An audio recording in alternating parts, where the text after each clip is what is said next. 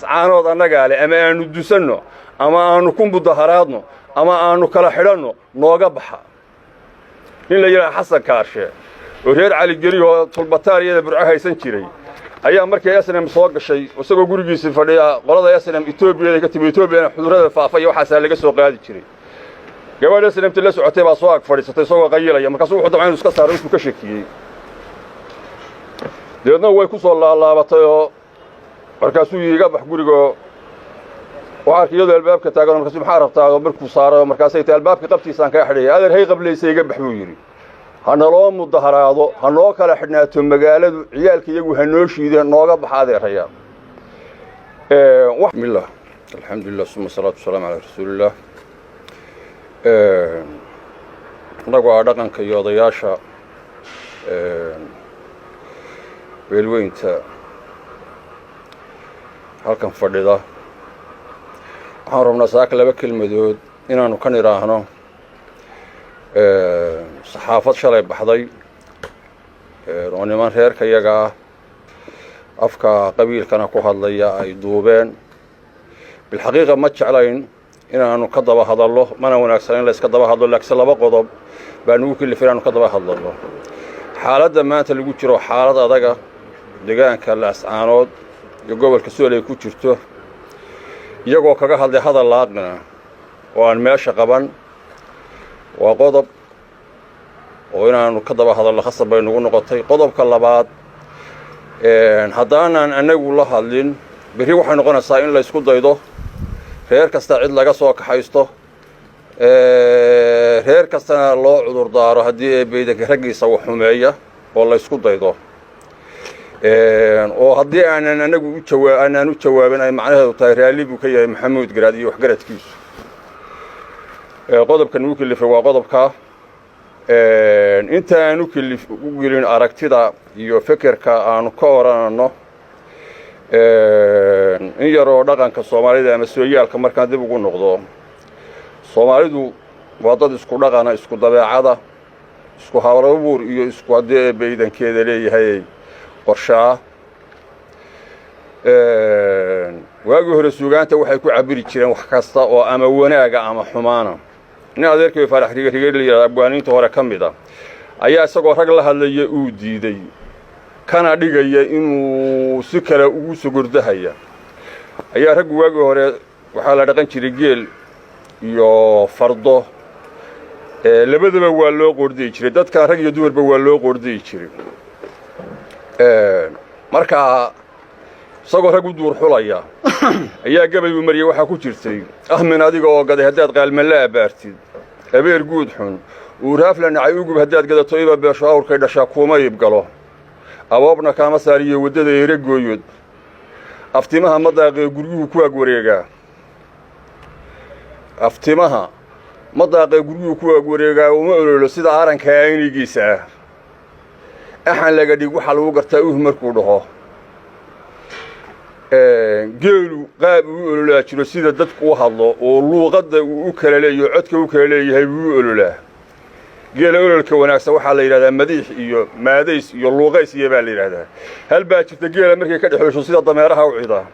deedna geelu waa ka dida haddii hadalkii shay dhulbaantay uu ka diday raali ka ahadaan leen hadalka waxa kama jiraan odayaasha waxaan leeyahay waxaadina saarteen waxaynaan qabin nabad baad ku baaqanaa baatraan si dad laayay oo iyagu nabadgeliyo darre wada sababtu baa galka mana leeka umana eka waxaad moodaa hadalka inaad ku hafateen intii la yaqiinana la isla dhaafay maantana uu idin munaasibkiisii marin waad ogtihiin waxa idinku gadaamay ma rabno inaanu idin gadaafayno odayaashii dadka qayb ka mid ah tihiin TV inaynu isaga jawaabnana idinka kalifay ma jeclaysan maanta xaaladda ay ku jiraan gobolada SSC ama Sool ay ku jirto wardi ku seegani ma jiro waxaad tiraahdeen wada hadal baanu diyaar u nahay waxaad tiraahdeen nabad baanu ku baaqanaa nabadda idinkiiba nabad leedin raadinaya wada hadalka aad sheegaysaana waad fahmi weydeen wada hadalkii wuu socdaa waa suuga iyo 37ka iyo shilkaha magaalada ka dhacaya caruurta lagu leenayaa wada hadalkii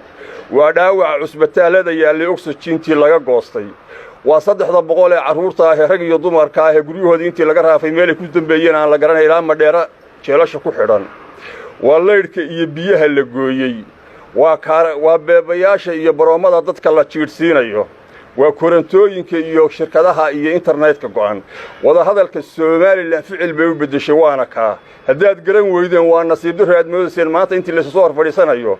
دون سان هذا الملك اللي كدون سان والله يدين الله هذا هداد قرن ويدن وماشي هذا يسوق فعله أو عصري يسان بو هذا الكيس عضاه وحلا يري وتطفر بدنا يكون هذا هل تشوفي مظاهرات كأنه بتقلي هذا هلا إلالي أو نجح هل تشوفي وشيت كهل تشوفي أو واقع أرين تقول بارتوينا كيره هذا هرجيسة يبرع يبربرع الدمسين سنمي أو قادستين لا سعانو ذا نجعل أما أنو دسنو أما أنو كم مظاهراتنا أما أنو كلا حلنا نوقبها إلا يلا حسن كارشة وهير على الجري طلبتار يد برعها يسنكري أيام مركز ياسنم سواق الشيء وسقوا جورجي سفرية قرض ياسنم إثيوبيا كتب إثيوبيا حضور الفافية وحسن لقى سوق هذا الشيء جوال ياسنم تلص عتبة سواق فريسة سواق قيلة يوم كسوق طبعا نسكسر رئيس كشكي لأنه هو يكسر الله بطيء مركزه يجاب حجورجو وعارك يد الباب كتاجر مركز محارب تاجر بركو صار مركزية الباب كقبتي سان كحري هذا هي قبل يسيجب حويري هنلو مظاهرات هنلو كلا حنا تمجالد عيالك يجوا هنوشيده نوقف بحاضر ريال waxaan rabaa inaan ka hadlo magaca maxamuud garaadi la kala qaybshay odayaashu ay isticmaaleen oo maxamuud bari sheegteen maxamuud garaad ma kala laha maxamuud bari iyo maxamuud galbeed toona taariikh buu leeyahay halganka maanta iyo kii hore meeshuu ka gali jiray buu ka galayaa waana ragii qarnigii 18 oran jiray ingiriisku nama shaabihiyo nimanka shaamiyaal raganimadu waxa noo shaftiri shaaca diriirada turkiga aan u shoolay ninkii la shuufay hadalkiisa badda shaqafka inaan soo darsaday inuu ku wada sheeg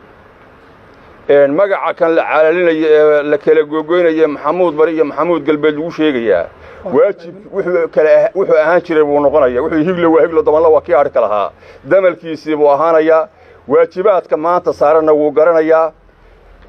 waxaan mar labaad iyo mar saddexaad ku celinaa qoladeena islam بكل احترام annagoo aan hadalka badinayn meeshii aad deganeydeen iyo awrkiinu haydin deeqo siyaasad iyo khasab iyo cagajugleyn iyo xoog iyo caqliyad midna kuma joogtaan laascaanood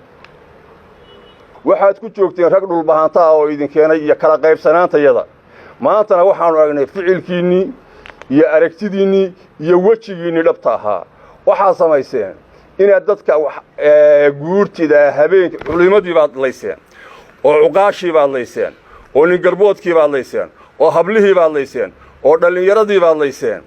oo ganacsatadii baad leyseen oo inta markii la idin kala hadlay oo aad madaxduub ku disheen oo dafirtay inta markii la idin kala hadlay oo suuqa dhalinyaradii agoontii soo baxday baad dhishikada suuq marseen isuma dhuuman karo reer derisaynahay reerka sooldigaana maaha reer wax ay raali ka ahayn in korkiga keen karto ingiriis iyo talyaani baa kaga keen kari waayay ka baxaan leenahay gobolka ka baxa wax wada hadal oo Soomaali ka sokaysa oo aanu isugu imaan karo aan tan Soomaaliyeed ahayn oo iskaga keen xirnaa ma jirto billahi tawfiiq